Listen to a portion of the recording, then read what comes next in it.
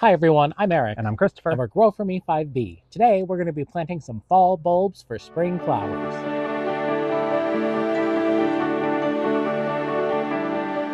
Alright, well it's that time of year again where we put our fall bulbs in the ground for spring blooms. And Christopher, I'm so excited for you because this is your specialty. This is totally my territory. Honestly, Eric is not a fan of the bulbs. I'm not a fan of, it's not that I'm not a fan of the bulbs. It is like the least rewarding thing that you can do in the fall. And yeah, this is the kind of thing where you really have to have that true gardener spirit of you're planting something in the ground and then you know next year you're going to get something beautiful out of the ground. Yeah, I mean, we could spend the next 3 hours planting bulbs and showing you the after. There would be no after to show you. It would just look like a mess in the dirt. But we wanted to take a moment and show you our bulb haul from Costco. Yes. We have a Costco about an hour and a half away from us that we drive out to every year and get our fall bulbs. And we haven't pre-discussed like where any of these are going or anything. So this is like a little look inside of how we decide where bulbs are going. And how do we end up picking these out? Well, this is what happens. We go to Costco and we see the bulbs far in the distance. We go running for the bulbs and then we stand in front of them for about 30 minutes at least. And I put everything in the cart and Eric takes some out of the cart and then I sneak some more stuff back in the cart. And then we talk about it at some point, what we may or may not actually want to put in. But ultimately, I think we ended up with a different mix this year. Most likely because I never remember what's already planted. Exactly. So one thing you're going to notice is we don't have tulips this year. We planted tulips in the front of the house a couple years in a row. Last year we did some really beautiful apricot impression and pink impression in little bouquets, like 9 or 12 bulbs a pop. And they were beautiful. But tulips don't necessarily always come back. They might come back up front. And if they do, that's welcome. But we like to do most of our bulb planting back here. And we also like to do things that are deer resistant. And that tends to be your smelly bulbs, which includes the alliums and daffodils in particular. So we're very focused on daffodils this year, and then a few alliums, and then one wild card that we've never planted before. So I figured we would just kind of take you through each one and we would talk about it, where we're going to put them and kind of what their attributes are, right? Right. So I'll just start with this one in front of us, which I did kind of fib that we have no idea where these are going. We actually know exactly where these are going. Yes. These are 9 Gladiator alliums, and the Gladiator alliums, they get about 40 inches tall, and these are going to go in the foundation bed. Yes. Behind the Invincible Spirit, 2 hydrangeas, but in front of the boxwoods. Right. We already have 7 planted there, and there's another variety ambassador up there too. And they looked really good, but we needed more. So just 9 of them, because they do get such a big flower head on them, will be a perfect addition. And I think some people avoid alliums because the foliage can be so unsightly. I think part of the key to the success with planting allium bulbs is planting them behind things. Yes, or so underplanting. Yeah, so that you don't see that foliage, because by the time they're ready to bloom, the foliage is usually kind of yellow and sad looking. You can either plant them behind stuff or go ahead and cut that foliage off once it starts to fade. Right. So let's take the other allium out. This is a new one for us. Ooh, yes. Schubertii. This one is so cool. It looks like a firework or old man hair that went wild. This is on the shorter side, 16 inches, but it gets these really cool, almost tendrils on the flower head. We've done Christophii allium, which has a similar size, but has almost like little stars at the end. It's a little more uniform. Mm-hmm. So we'll find a fun place to put this. I think this would look good coming up out of catmint, or looking like it would just like, has to look like a little explosion coming out of something. Well, it also says it can do sun or shade, which is interesting. Interesting. It says sun/shade. So, and we know that this is something that'll probably come up for us late May. Is about the time that our larger alliums come up. I'm thinking these would be nice in front of the Lady of Shalott Roses right behind us to help deter early critters from munching, because these are onion based, and I think that might help. So what if we did like a sea of them mixed in the catmint, but in front of the Lady of Shalott Roses? That sounds great. And we have 20 of them, so that'll give us a little show. Yeah. Done. All right. What's next? Here we have more alliums, our last group of alliums. Yes, this is a mix. We've gotten this before. We got it last year. This is Atroporium and Nigrum. These really interesting, what would you call it? Like, it's like a half circle. Yeah, it's kind of, it's almost like Queen Anne's lace. Queen Anne's lace. Okay, there you go. Yes, the white one, which is the Nigrum, I believe. I have to double check that. Most likely. It is. That one, actually, we planted over where the tough stuffs are. Yeah, we separated the purple and the white. We didn't plant them together. And I believe the purple are over on the west side, yes, next to the Emily Bronte roses, and they looked awesome there. Yeah, so I was thinking that we would just bolster bolster displays. where they already are. I think that's a good idea. Don't have to make more spots. Yeah, for sure. All right, so this is the wild card. We've never planted them before, the leucogyms. These 2 bags are of leucogyms. So pretty. Is this a snowdrop or a summer snowflake? I don't know. You know that feeling when you know that there's supposed to be another name for something. But leucogym, they're so pretty. Little dainty white flowers with little green spots like on the bell. And this is supposed to get about 22 inches tall. Yes. And again, oddly enough, it says sun or shade on them. Yeah. I really think, though, we should put them over at the, just like a group right at the front of the hydrangea room on the front Towards side. the road? Yeah, towards the road. Sure, why not? I love that. I think it would be nice. That'll be nice. All right, and then lastly, we have a whole bunch of daffodils. Last year, I planted 400 daffodils in and around the whole new garden space around the... I think I have some footage we can throw up on the screen. Oh, perfect. Yep. We'll share with you what that looked like. And I want more. I loved it. That mix was just one of those big naturalizing mixes that you can get at a big box store. I think those were from Longfield Gardens. Yeah, it was a really sweet, it was great. It looked beautiful coming outside in the spring. When you're just itching to get outside and get the terrace all set up, and then having the yellow, bright gold daffodil blooms happening in the garden beds was fantastic. Yeah. I really appreciated that. So I'm going to continue those drifts that we already have and just make more drifts. I have 150 of this mix, which is Sempre Avanti and Fortune. These are both mid-season daffodils. One is white with the orange trumpet. This is yellow with the orange trumpet.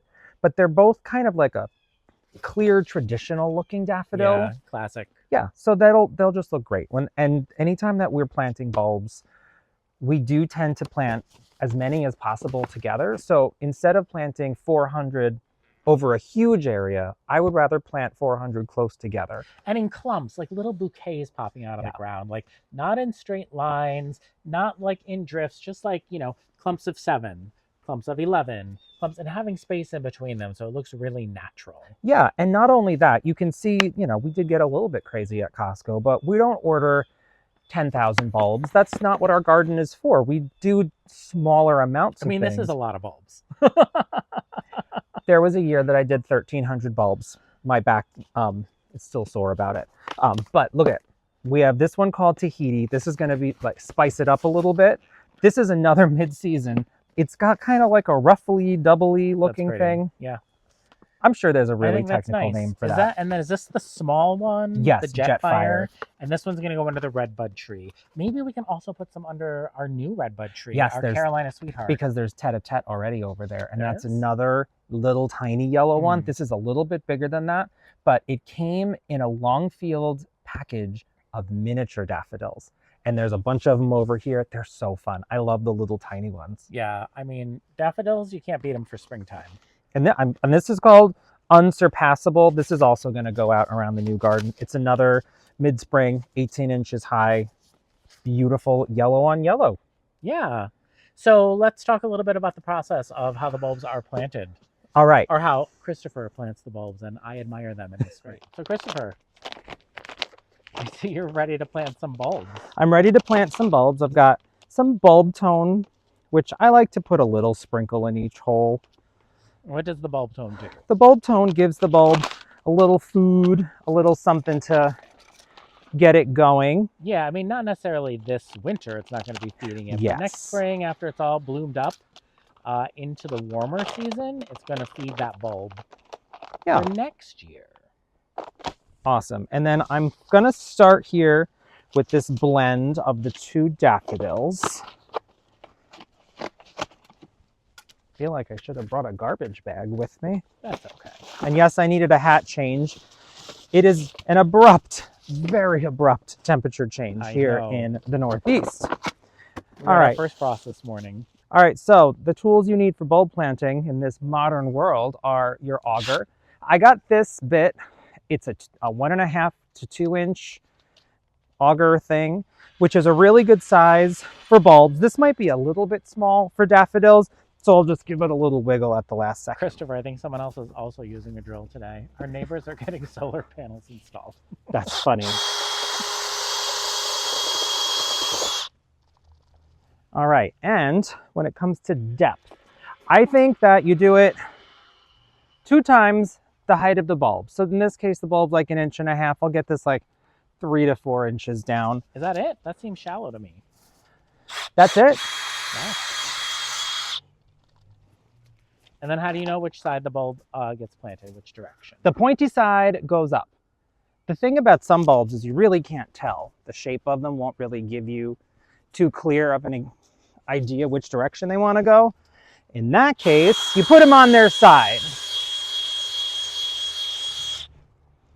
But I'll tell you what, having to use an old-fashioned bulb planter for this, no. Mush, mush, mush, cover, cover, cover.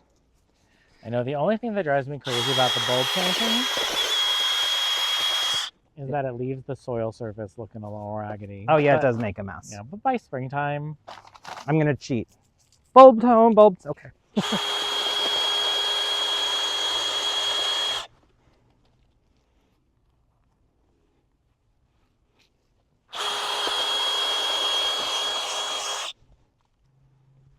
So how long do you think it will take you to plant all of these bulbs? An hour. Wow. Is that all of them? That is our first little drift done. Gorgeous. Mix that all in.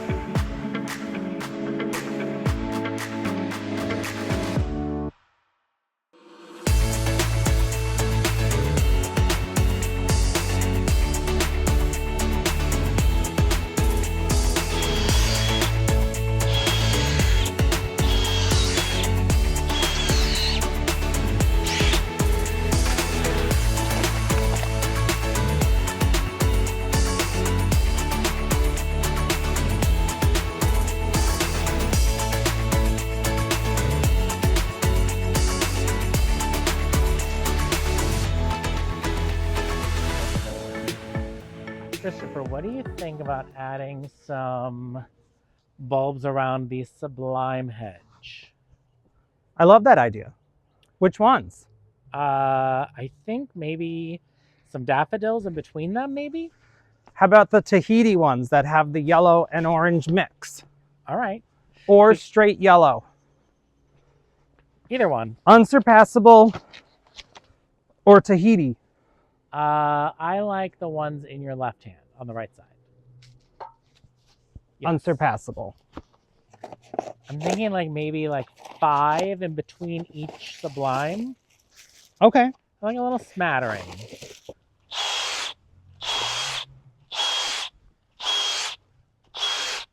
This is really pretty in the spring when there's no foliage on anything, but the daffodils are kind of flanking the patio. And you know what I realized, Christopher? There are no bulbs here because this is brand new, this little spot. Oh, you're right.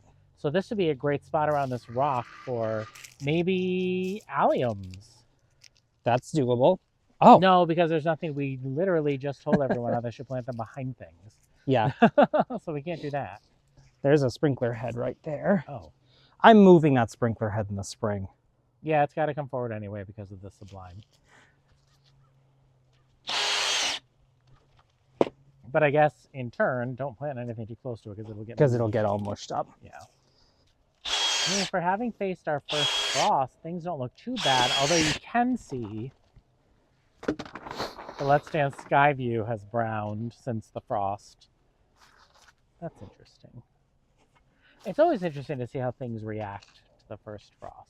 Some things are totally unaffected by it, and others are just done for the season.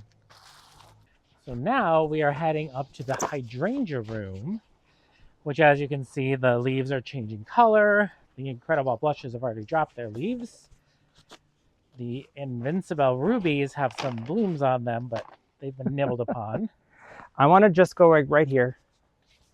Oh, sure. Just a little group. There's only 30 of them, but these are a big clumping kind of plant. So. Oh, okay. So maybe do them in clumps of 5? That's what I was thinking. Little groups of 5. 5 or 7? I don't know. 6. No, not 6 groups of 5.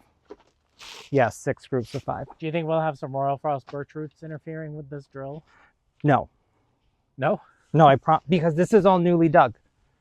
Oh, yeah. Those birch roots were only in this circle. Well, I don't know about that, but...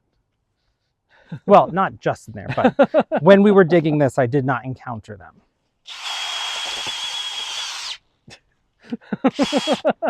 I just encountered one.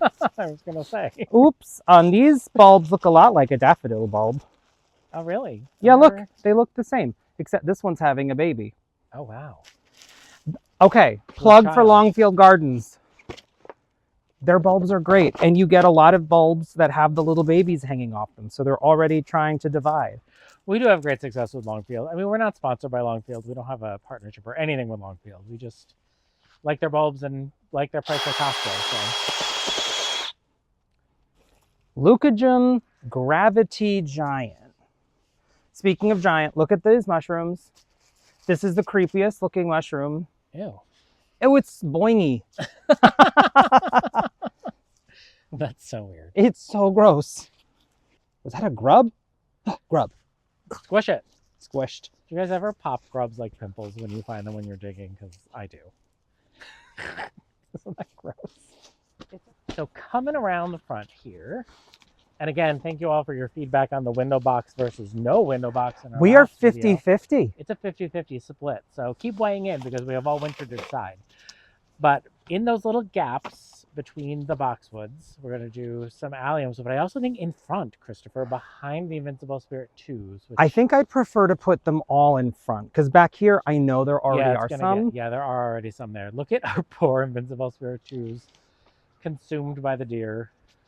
They're going to bounce back because they bloom on new wood. And I've sprayed them with Bobex or Bobex. And we'll see how that holds up. It's supposedly water resistant. I think it's so cool that they can sell allium bulbs cut in half. Really? Have you ever seen this, Eric? When you get them sometimes, it's half of the bulb. Is it half of the bulb? It is. Or do they just grow so close together that they're misshapen like that? See the bottom? Oh, yeah. It is. Oh. I promise. All right.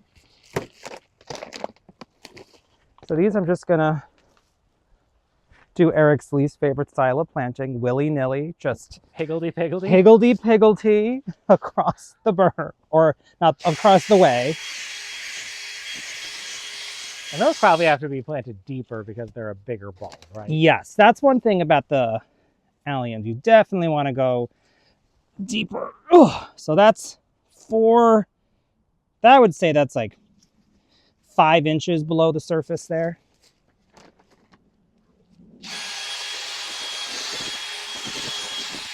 While he's doing that, look at these firelight tidbit blooms all nipped by the frost this morning. They still look pretty. They're still pretty, just not as glowing. They're browning out more. But Vanessa Bell, still looking fresh, even though she was in a frost this morning. Well, not fresh, but not dead. Freshish. Yeah, not dead is better than dead, I guess.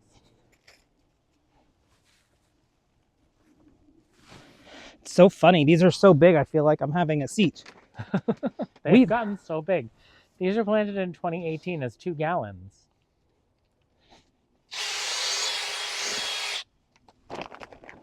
So we are reconsidering Schubertii placement because they are so short.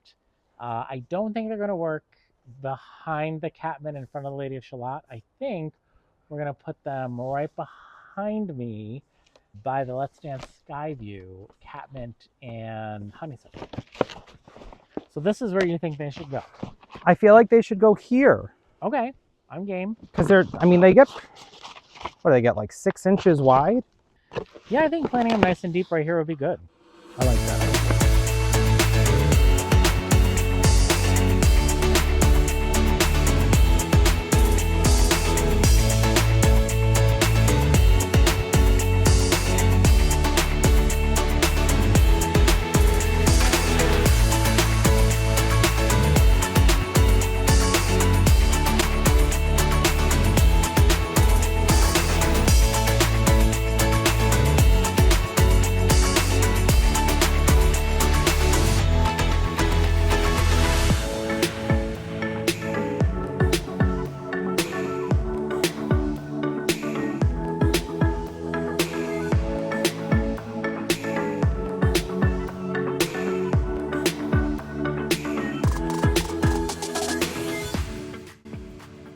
Look at this, 2 of them.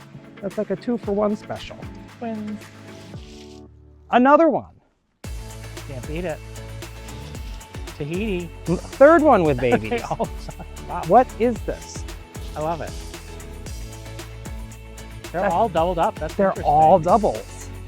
Wait, triple. Look, it's a triple. That's when you know you're a real gardener. When a daffodil bulb splitting twice makes you that happy.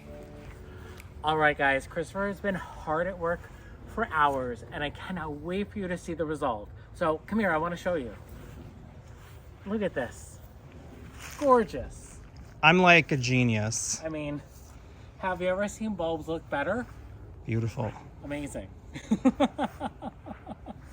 Christopher, thank you so much for planting the bulbs. You're welcome. I know your hard work right now is all worth it in the springtime when we come out and the bulbs are going to be here. So unfortunately, guys, not a huge reveal today, but maybe in the spring.